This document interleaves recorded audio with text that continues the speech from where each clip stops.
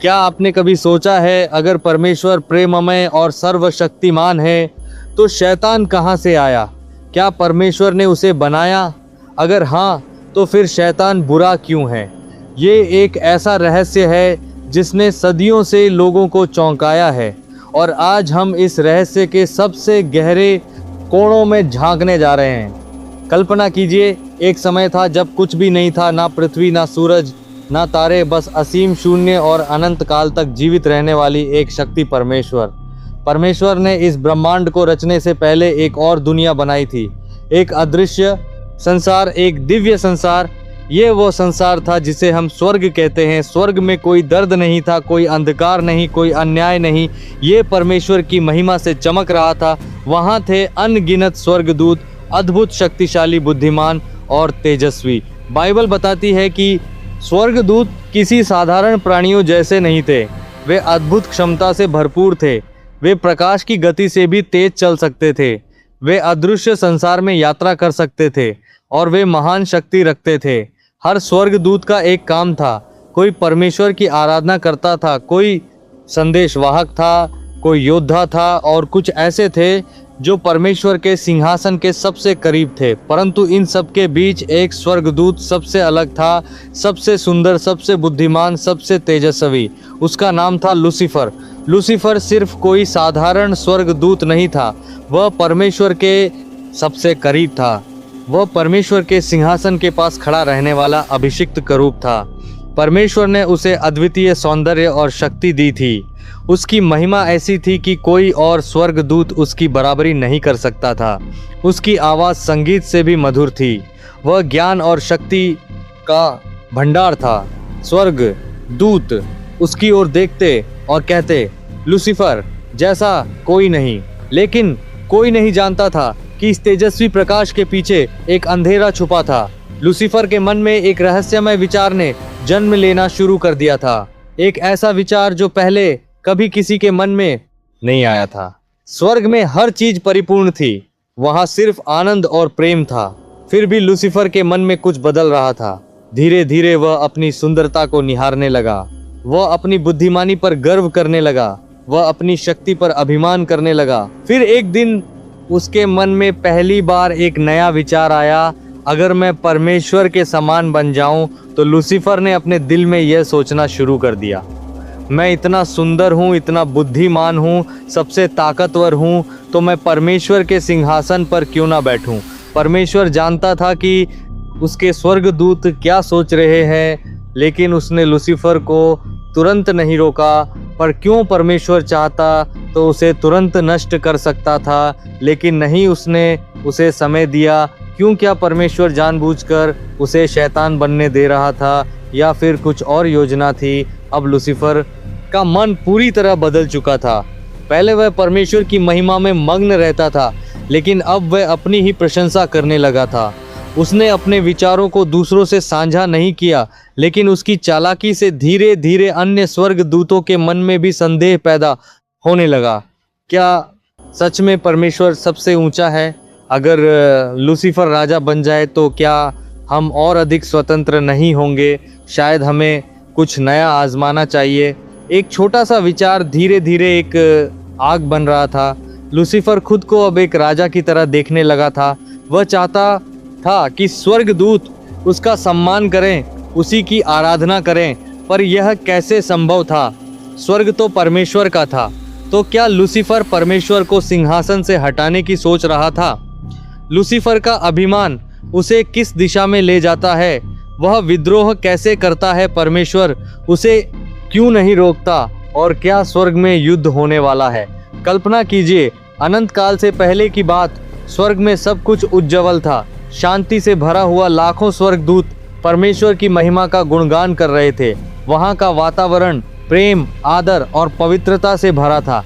परमेश्वर के सिंहासन के चारों ओर तेजस्वी स्वर्गदूतों की सेना थी जो उसकी आराधना कर रही थी। लेकिन उस स्वर्ग में एक ऐसा क्षण आया जिसने सब कुछ बदल दिया। एक विचार जन्मा और उसी विचार ने पूरे स्वर्ग को हिलाकर रख दिया।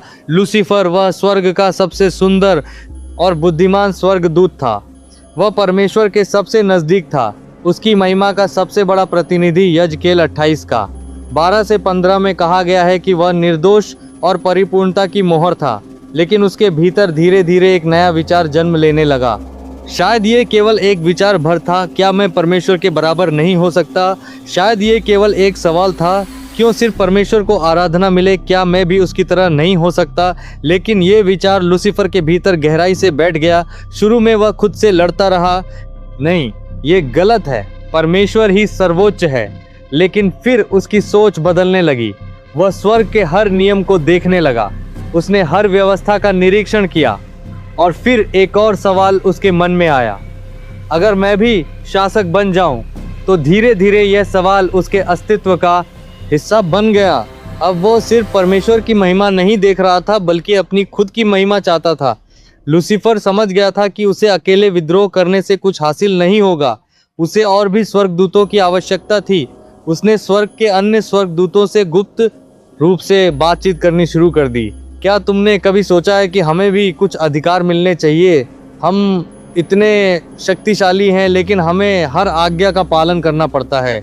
क्यों, क्या यह सही है कि सिर्फ एक ही परमेश्वर हो? कुछ स्वर्गदूत इन सवालों से विचलित हो गए। उन्होंने कभी ऐसा कुछ नहीं सोचा था, लेकिन जब लूसीफर ने उन्हें यह बताना शुरू किया कि वह एक नया शासन ला सकता है जहां वे स्वतंत्र होंगे, जहां उन्हें अपनी इच्छा से जीने का अधिकार मिलेगा, तो धीरे धीरे स्वर्गदूत उसकी ओर आकर्षित होने लगे। स्वर्ग में अब एक अलग सी हलचल थी। कुछ स्वर्गदूतों के विचार बदल रहे थे। वे अब पहले की तरह नहीं सोच रहे थे। जो कल तक परमेश्वर की महिमा के गीत गा रहे थे, वे अब लूसीफर की बातों पर विचार कर रहे थे। कुछ डर रहे थे, क्या यह सही है? कुछ उत्साहित थे, शायद लूसीफर सही कह रहा है, और कुछ पूरी तरह से लूसीफर के पक्ष में आ गए थे। हाँ, हमें भी शक्ति चाहिए। लूसीफर का प्रभाव बढ़ता जा रहा था। अब वह केवल विचारों तक सीमित नहीं था, बल्कि उसने अपने अनुयायियों को संगठित करना शुरू कर दिया था।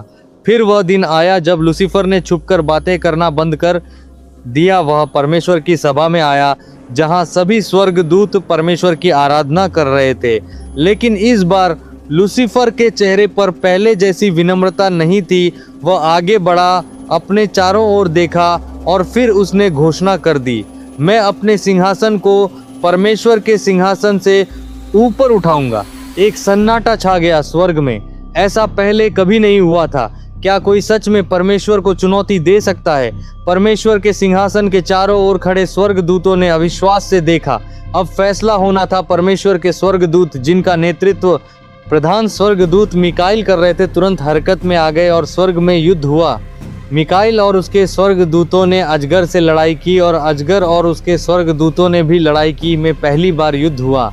यह कोई साधारण युद्ध नहीं था, यहाँ शक्ति और बुद्धिमत्ता की लड़ाई थी।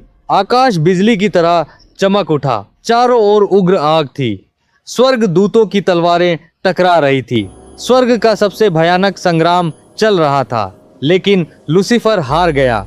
उसके विचार जितने भी प्रभावशाली थे, वह परमेश्वर की शक्ति से अधिक नहीं थे।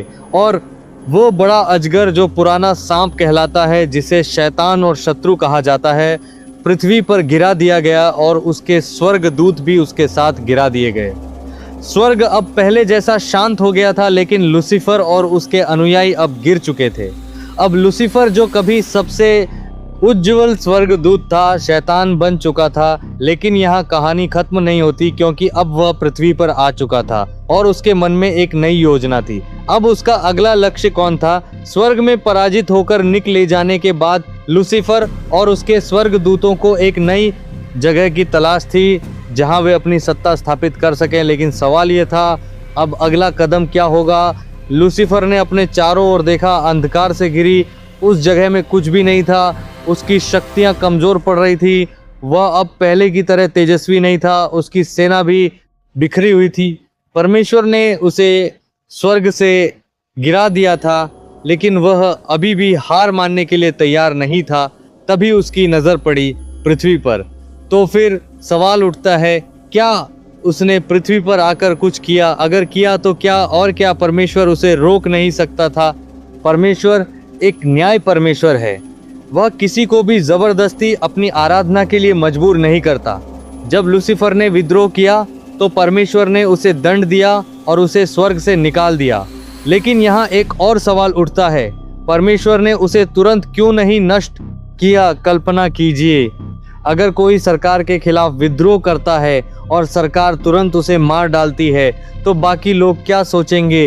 क्या वे ये नहीं मानेंगे कि सरकार ने उसे इसलिए मार दिया क्योंकि वह सही था? यही कारण था कि परमेश्वर ने लूसीफर को तुरंत नष्ट नहीं किया, उसे समय दिया गया ताकि उसकी सच्चाई सभी के सामने आ सके। परंतु लूसीफर ने इस मौके का गलत फायदा उठाया। वह सीधे पृथ्वी पर आया। पृथ्वी पर तब कुछ भी नहीं था, ना मनुष्य, ना पशु पक्षी, ना पेड़ पौधे। यह शून्य और अंधकार से भरी हुई थी। लेकिन फिर कुछ ऐसा हुआ जिसने इतिहास को हमेशा के लिए बदल दिया। बाइबल कहती है, आदि में परमेश्वर ने आकाश और पृथ्वी की सृष्टि की और परमेश्वर ने कहा हम मनुष्य को अपने स्वरूप के अनुसार बनाएं। परमेश्वर ने एक नई दुनिया बनाई। उसने प्रकाश बनाया, आकाश और समुद्र बनाए, पेड़ पौधे, पशु पक्षी, हर चीज बनाई। और फिर सबसे आखिर में उसने मनुष्य को बनाया, आदम और हव्वा। ये लूसीफर के लिए एक बड़ा झटका था। स्वर्ग से गिरने के बाद भी उसमें घमंड और ईर्ष्या बनी रही। वह अब भी खुद को राजा समझता था, लेकिन अब उसने देखा कि परमेश्वर ने एक नई सृष्टि बनाई है, एक ऐसी दुनिया जहाँ नए प्राणी बनाए गए हैं। और सबसे बड़ी बात, परमेश्वर ने इन प्राणियों को भी स्वतंत्र इच्छा दी थी। लूसीफर को एक नई योजना सूझी जी, अगर मैं इन मनुष्यों को परमेश्वर के खिलाफ भड़का दूं तो शायद ये दुनिया मेरी हो सकती है। अदन का बगीचा स्वर्ग के समान था, सुंदर शांति से भरा हुआ और परमेश्वर की महिमा से चमकता हुआ। आदम और हव्वा इसमें रहते थे और उन्हें केवल एक ही आज्ञा दी गई थी, तू भले और बुरे के ज्ञान के वृक्ष का फल ना खाना, क्योंकि जिस दिन तू उसे खाएगा उसी दिन मर जाएगा। लेकिन लूसीफर, अब जिसे हम शैतान कहते हैं, इस मौके को जाने नहीं देना चाहता था। उसने खुद को एक सांप के रूप में बदल लिया और चुपचाप हव्वा के पास आया और फिर उसने वो किया जो वो सबसे अच्छा करता है, छल। शैतान ने पूछा, क्या सचमुच परमेश्वर ने कहा कि तुम इस वृक्ष का फल नहीं खा सकते? हव्वा ने उत्तर दिया, हाँ, परमेश्वर ने कहा कि यदि हम इसे खाएंगे तो हम मर जाएंगे। शैतान हंसा और बोला, तुम मरोगी नहीं, बल्कि तुम परमेश्वर के सम हो जाओगी और तुम्हारी आंखें खुल जाएंगी। यह सुनते ही हव्वा के मन में शक आते हैं तो मेरा हम हो जाएंगे गया। उसने फल को देखा, उसे अच्छा पाया और खा लिया। फिर उसने आदम को भी दिया और उसने भी खा लिया। और उसी पल कुछ ऐसा हुआ जिसने पूरी मानव जाति को बदल दिया। आदम और हव्वा ने परमेश्वर की आज्ञा का उल्लंघन किया और इसी के साथ पाप ने पहली बार इस दुनिया में प्रवेश किया। परमेश्वर ने उन्हें बुलाया और जब उन्होंने अपना अपराध स्वीकार किया तो उसने न्याय सुनाया, तू मिट्टी है और मिट्टी में फिर लौट जाएगा। मनुष्य अब मरने के लिए शापित हो गया था। शैतान यह देखकर खुश था। उसने सोचा, अब यह दुनिया मेरी है। लेकिन क्या सच में ऐसा था? क्या परमेश्वर ने उसे जीतने दिया? नहीं, परमेश्वर ने एक भविष्यवाणी दी, स्त्री का वंश तेरे सिर को कुचल देगा। यह भविष्यवाणी एक महान योजना की शुरुआत थी, एक ऐसी योजना जो शैतान को हमेशा के लिए पराजित कर देगी। उस दिन से लेकर आज तक शैतान लगातार इस दुनिया को बहका की कोशिश कर रहा है। उसने मनुष्यों के दिलों में पाप बढ़ा दिया, उसने सभ्यताओं को भ्रष्ट कर दिया, उसने दुनिया भर में युद्ध, दर्द और पीड़ा फैला दी और सबसे बड़ी बात, उसने लोगों को परमेश्वर से दूर करने की कोशिश की। परमेश्वर के विरुद्ध उसकी ये लड़ाई अब भी जारी है। लेकिन याद रखें, परमेश्वर के पास एक योजना है और यह योजना शैतान की हार सुनिश्चित करेगी। तो अब हमें समझ में आता है, परमेश्वर ने लूसीफर को सिद्ध बनाया था, लेकिन लूसीफर ने अपनी स्वतंत्र इच्छा से गलत चुनाव किया और शैतान बन गया। उसे स्वर्ग से निकाल दिया गया, लेकिन उसने पृथ्वी पर आकर मनुष्यों को बहका दिया। आदम और हव्वा के पाप के कारण दुनिया में बुराई आ गई और ये लड़ाई आज भी जारी है। लेकिन क्या ये लड़ाई हमेशा चलेगी? क्या शैतान न कभी पराजित होगा? इसका उत्तर बाइबल में छिपा है और इस रहस्य को समझने के लिए हमें यीशु मसीह की कहानी को देखना होगा। वह कहानी जिसने शैतान की अंतिम हार की नींव रखी। पुराने नियम में भविष्यवक्ताओं ने बार बार उस मसीहा के आने की भविष्यवाणी की, जो परमेश्वर और मनुष्य के बीच की खाई को हटाएगा और शैतान की योजनाओं को विफल कर देगा। यशाया 7 का 14 में लिखा है, देखो एक कुंवारी गर्भवती होगी और वह एक पुत्र को जन्म देगी और उसका नाम इमानुएल रखा जाएगा। इसका अर्थ है कि मसीहा का जन्म चमत्कारिक रूप से होगा और वह स्वयं परमेश्वर होगा। मीका पाका 2 में लिखा है, हे बेथलेहम, तू यहूदा के हजारों में छोटा है, तो भी तुझ में से एक पुरुष निकलेगा जो इज़राइल में प्रभुता करेगा। इसका मतलब है कि मसीहा बेथलेहम में जन्म लेगा। यशाया 53 का 5 में लिखा है, परंतु वह हमारे ही अपराधों के कारण घायल किया गया, वह हमारे अधर्म के कामों के कारण कुचला गया। हमारी शांति के लिए ताड़ना उस पर पड़ी कि उसके कोड़े खाने से हम चंगे हो जाए। इसका मतलब है कि मसीहा हमारी ओर से पीड़ा सहेगा और हमें शैतान के बंधन से मुक्त करेगा। इन भविष्यवाणियों के अनुसार मसीहा न केवल हमें पाप से छुड़ाए, बल्कि वह शैतान की शक्ति को भी नष्ट कर देगा।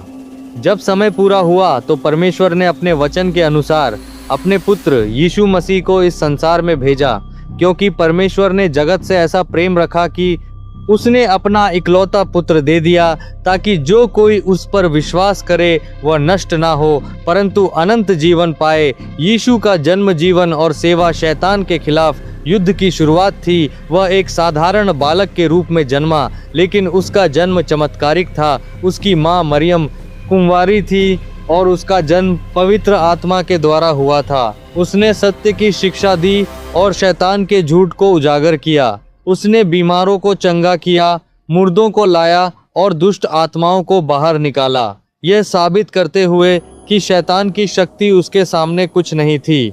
लेकिन शैतान ने भी हार नहीं मानी। उसने यहूदा स्क्रियो और फरीसों के माध्यम से यीशु को मरवाने की योजना बनाई। शैतान ने सोचा कि जब उसने यीशु को क्रूस पर चढ़वाया तो उसने जीत हासिल कर ली, लेकिन वास्तव में वही क्षण उसकी सबसे बड़ी हार थी। जब यीशु क्रूस पर मरे तो उन्होंने हमारे पापों का दंड अपने ऊपर ले लिया, और जब वह तीसरे दिन जी उठे तो उन्होंने मृत्यु और पाप पर पूरी विजय प्राप्त कर ली। इसलिए पहला करंथ 15 का 55 में लिखा है, हे मृत्यु तेरी जय कहाँ रही, हे मृत्यु तेरा डंक कहाँ रहा। क्रूस पर शैतान की शक्ति टूट गई, लेकिन कहानी यहीं खत्म नहीं होती। यीशु ने वादा किया कि वह फिर से आएंगे, और जब वह आएंगे तब शैतान को पूरी तरह नष्ट कर देंगे। प्रकाशित वाक्य 22 का 12 में यीशु ने कहा, देख मैं शीघ्र आने वाला हूँ और हर एक के काम के अनुसार बदला देने के लिए प्रतिफल मेरे पास है। शैतान जानता है कि उसका अंत निश्चित है, लेकिन फिर भी वह हार मानने को तैयार नहीं है। बाइबल हमें बताती है कि वह पूरी दुनिया को धोखा देने में लगा हुआ है। शैतान ने न केवल अदन की वाटिका में आदम और हव्वा को धोखा दिया, बल्कि वह आज भी पूरी दुनिया को गुमराह कर रहा है। झूठी शिक्षाएं, नकली भविष्यवाणी करने वाले लोग और दुनिया भर में फैली हुई बुराई, यह सब उसी के षड्यंत्र का हिस्सा है। लेकिन सवाल यह है कि शैतान यह सब क्यों कर रहा है। उसका मकसद यही है कि वह ज़्यादा से ज़्यादा लोगों को परमेश्वर से दूर कर सके। वह चाहता है कि लोग सत्य को ना पहने और मसीह की ओर ना आए। लेकिन क्या वह इसमें सफल रहेगा? क्या सच में शैतान पूरी दुनिया को अपने जाल में फंसा लेगा? बाइबल हमें बताती है कि समय के अंत में एक अंतिम युद्ध होगा, अच्छाई और बुराई के बीच, मसीह और शैतान के बीच, और उन्होंने उन आत्माओं को इकट्ठा किया उस स्थान पर जो इब्रानी में हर मगद कहलाता है। ये वह अंतिम समय होगा जब शैतान पूरी दुनिया को इकट्ठा करेगा और परमेश्वर के खिलाफ द्रोह करेगा। वह दुनिया के नेताओं और राष्ट्रों को धोखा देगा ताकि वे परमेश्वर के विरुद्ध युद्ध छेड़ दें। शैतान जानता है कि यह उसकी अंतिम लड़ाई होगी, इसलिए वह अपनी पूरी शक्ति झोंक देगा, लेकिन परमेश्वर भी अपनी योजना को पूरा करेगा। क्या आप जानते हैं कि बाइबल में न्याय के दिन का वर्णन किया गया है? प्रकाशित वाक्य 20 का 11 से 12 में लिखा है, फिर मैंने एक बड़ा श्वेत सिंहासन और उसे जो उस पर बैठा है देखा, और हुए छोटे बड़े सब सिंहासन के सामने खड़े हुए, और पुस्तकें खोली गई, और एक और पुस्तक खोली गई जो जीवन की पुस्तक है, और मरे हुओं का न्याय उन पुस्तकों में लिखी बातों के अनुसार किया गया। इस दिन परमेश्वर हर व्यक्ति का न्याय करेगा। जो लोग मसीह के साथ खड़े होंगे उन्हें अनंत जीवन मिलेगा, लेकिन जो लोग शैतान का अनुसरण करेंगे विनाश किए जाएंगे। और जिस किसी का नाम जीवन की पुस्तक में लिखा हुआ ना पाया गया, वह आग की झील में डाला गया। शैतान का भी यही अंत होगा, और वह शैतान जो उन्हें धोखा देता था, आग और गंधक की झील में डाल दिया गया, जहां वह पशु और झूठा भविष्यवक्ता भी होगा, और वे युगायुग यातना में रहेंगे। परमेश्वर ने पहले से ही ये तय कर दिया है कि शैतान का अंत आग की झील में होगा, यही उसकी अंतिम हार होगी। अब सवाल ये है कि शैतान की हार के बाद क्या होगा। बाइबल हमें बताती है कि परमेश्वर एक नई पृथ्वी और नया आकाश बनाएगा, जहां कोई पाप नहीं होगा, कोई मृत्यु नहीं होगी और कोई दुख नहीं होगा। फिर मैंने एक नया आकाश और एक नई पृथ्वी को देखा, क्योंकि पहला आकाश और पहली पृथ्वी जाती रही थी और समुद्र भी ना रहा। ये वही दुनिया होगी जो परमेश्वर ने आरंभ में बनाई थी, निर्दोष, पवित्र और अनंत। अब जब आप इस पूरी सच्चाई को जान चुके हैं, तो आप किसके पक्ष में खड़े होंगे? क्या आप उस मसीह का अनुसरण करेंगे जिसने आपके लिए अपने प्राण दिए, या आप शैतान के जाल में फंसकर पाप की राह पर चलेंगे? प्रकाशित वाक्य 3:20 में लिखा है, देख मैं द्वार पर खड़ा हुआ खटखटा आता हूँ। यदि कोई मेरा शब्द सुनकर द्वार खोलेगा, तो मैं उसके पास भीतर आकर उसके साथ भोजन करूँगा और वह मेरे साथ। परमेश्वर आपको आज बुला रहा है, क्या आप उसकी पुकार सुनेंगे? शैतान की हार निश्चित है, लेकिन आपकी जीत तभी संभव है जब आप मसीह के साथ खड़े हो। इस वीडियो को बाकी लोगों तक शेयर करें, ताकि वे भी इस सच को जान पाए, और हमारे चैनल को सब्सक्राइब करना ना भूलें।